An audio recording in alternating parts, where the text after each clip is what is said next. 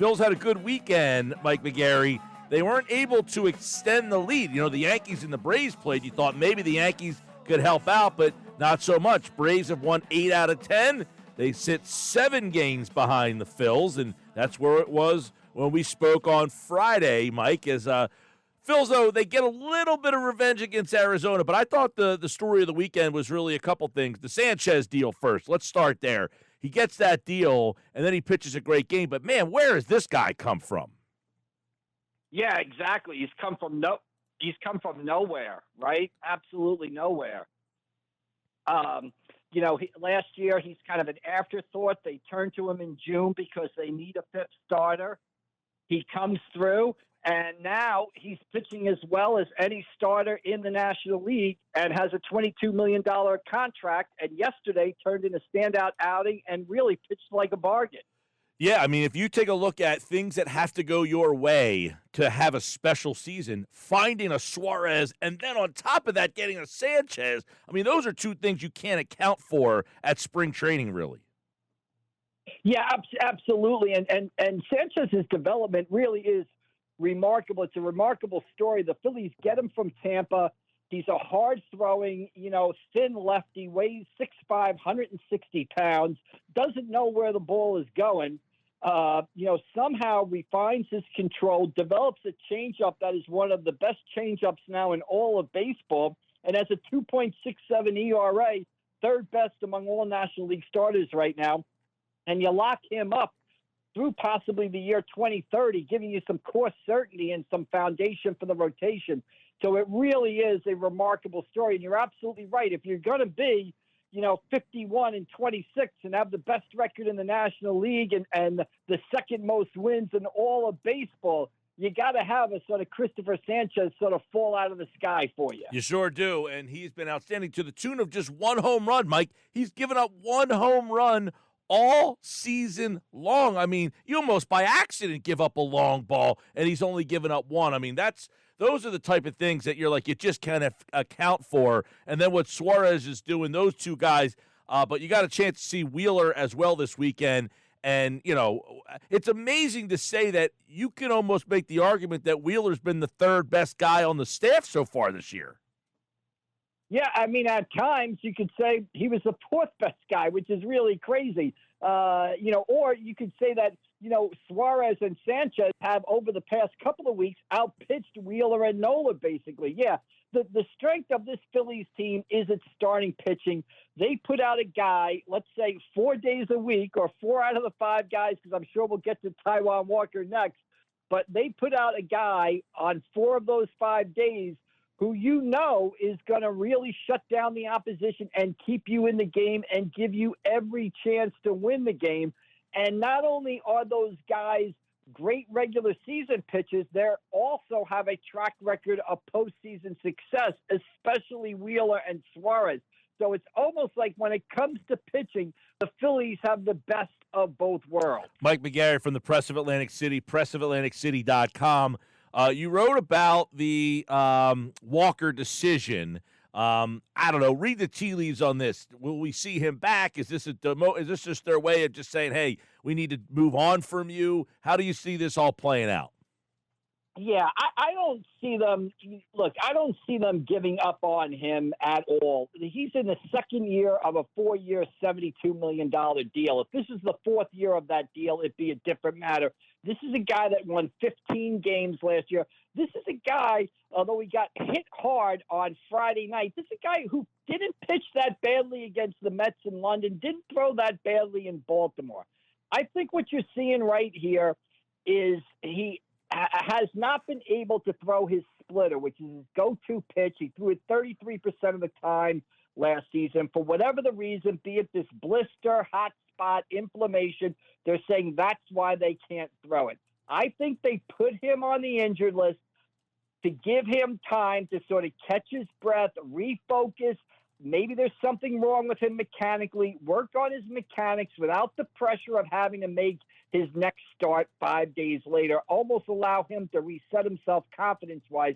I think you'll see him back, but he's obviously going to be on the injured list. for 15 days, and then he'll have rehab starts and stuff like that. You got the All-Star break in there. So I would suspect maybe you'd see him, end of July, beginning of August. In the meantime, you're going to give Spencer Turnbull a chance to pitch. And if Spencer pitches the way he pitched early in the season, 6 starts, 2-1 record, 1.67 ERA, that's going to be a nice problem for the Phillies to have. What do they do when Taijuan Walker says he's healthy enough to pitch? Yeah, it's amazing to see the whole pitching thing kind of materialize here. And as you mentioned, the Walker thing, we'll see how that all plays out. Offensively, it was kind of the Nick Castellanos weekend. I don't know what to buy into this, Mike. My opinion would be, I know I can't count on Castellanos. I don't care how rip-roaring hot he gets. It's great. He's 226 right now. Even if he gets himself, let's say he's up at the 245 by the end of the year, that means he was ridiculously hot. But I know that he can be ridiculously hot. He can also be not. So I don't know if I take anything from Castellanos because I know this. I know I can't trust him. Yeah, I would agree. I mean, all baseball players, all hitters are streaky. He's very, very streaky, and this is who he's been all his time here with the Phillies. He's been absolutely terrible, or he's been red hot. And to me, this is who Nick Castellanos is. Yep. You're right. I can't trust him. All we do is cross our fingers, cross our toes, if you're a Phillies fan, and hope he's hot in October and stays hot for all of October, yes. Unlike last year where he was hot for half of October and ice cold for the second half. This is who he is. He's a streaky hitter. He's going to be out there. They're not going to go away from him. Like I said, just cross your toes and fingers if you're a Phillies fan and hope he's hot come October. Well, I guess the next question, and I think we all know the answer, but can the Phillies get creative and say, look, we know what this guy is, and we know we can't count on him? I mean, does it get to that, and that's the big move, or they just can reserve to the fact that he's here, we're paying him, and we just better hope that he's hot at the right time? Yeah, I mean, look, I think when we look at what the Phillies might do at the trade deadline, I think we all say right-handed power bat in the outfield. We all say another right-handed arm for the bullpen, maybe a guy with closing experience. I don't think that outfield bat comes in and replaces Nick Castellanos. I think Nick Castellanos is in the lineup. I think if you're looking for that right-handed power bat to come in, I think that's a guy who comes in, plays some left field, and sort of takes over, the Whit Merrifield, Kristen Pache sort of role out there, basically. That's where I think that power bat slides in. I think you're going to have to live with the Castellanos ups and downs for the rest of the season. Well, give me your thoughts on the rest of the outfield. Marsh against lefties. It seems that they don't want to play him there. Is a platoon with Marsh and Pache and Merrifield and Dahl going to get it done in an October series? Yeah, I think you're going to need another player. Again, I don't mind the March, Pache, and I'm not giving up on Rojas. Maybe Rojas can go down to AAA. He had a good week last week, shore up his defense a little bit, come back and contribute the second half of the year. Marsh was given an opportunity to hit some lefties early this season. It wasn't a large sample size, but he just didn't get it done. And sometimes, when you're trying to win a pennant here, it might be 15, 20 at-bats. And if you don't seize on it in those 15, 20 at-bats, which he definitely did not do, they're not going to run him out there against lefties. So I can live with what I say is I can live with one of those platoons. I can live with the Marsh Pache, platoon in center field, but I'm not so sure I can live with the Merrifield Dahl platoon if that's going to be the case in left field. I think you've got to upgrade, one of those two platoons. I'm okay with the center field platoon. I like Marsh against right-handers. I like Pache's defense. But, if you're going to have that platoon in center, I don't think you can live with Merrifield Dahl. Again, to me, you've got to go get a right-handed at-bat, and then you can maybe put it out there with Dahl in left field and platoon like that. But I can't live with both of those platoons, just one of them. All right, Mike, I don't know where you are on this yet, but we're going to start seeing more of a platoon at second base. Yeah, I mean, I'm disappointed in Bryson Stott. He's played excellent defense right there, but he has not hit the ball well all season long. Now, we did have the hit yesterday. He did have the big hit last Tuesday when they rallied against the San Diego Padres. They were down 3-1, I think, in the eighth inning. They came back and won that game 4-3. He had a big RBI in that game. Like I said, had the RBI hit yesterday. I'm going to play it out with Bryson Stott. I'm not going to platoon. Maybe against tough lefties, I'll put him on the bench, put a right-hander up there. But I just think his swing looks too good. He's got too much potential.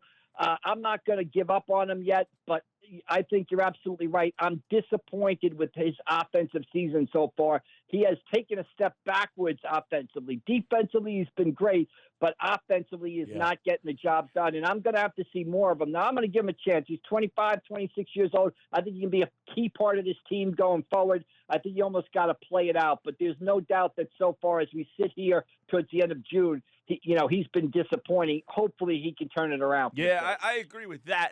I guess the thought is, with Turner back, how do you get Sosa enough playing time? And sort of saying, hey, you're going to play in a platoon at second base. Getting the Merrifield, Sosa, they're kind of duplicitous players. How do you get them all the playing time? It's going to be very interesting to see how they figure this out. Yeah, somebody's at-bats are going to have to suffer. Now, maybe you take some at-bats away from Stott that you would normally give him, but I'm still going to run him out there 85% of the time. Maybe you can, give Alec Boehm a day off here. Maybe you got to give Turner. Turner mentioned the other day that he's kind of not being cautious, but he's just being careful with his legs, his hamstrings. So maybe, day game after a night game or a couple days in a row, you got to get Turner off. You get Sosa in there. Again, I thought Sosa was great, but again, I'm not going to get overboard on Edmundo Sosa. I think Edmundo Sosa's career has shown us he's better off in short doses, and I don't want to overexpose him too much either. Mike McGary, Press of Atlantic City, pressofatlanticcity.com has a lot of Phillies coverage the rest of this summer. It could be a special season we're watching here. They beat the Diamondbacks 2 out of 3, and, of course, 51-26. They are 7 games up on the Braves in National League East play. Braves kind of creeping back in this thing. Hey, they were looked like they were kind of down and out, and now they're making their push. We'll see what kind of moves they make, as the trade deadline will be the next big thing right after the All-Star break. Mike, we'll talk to you Wednesday, man. All right, we'll see you down the road. Thank you. All right, Mike McGary from the Press of Atlantic City, pressofac.com.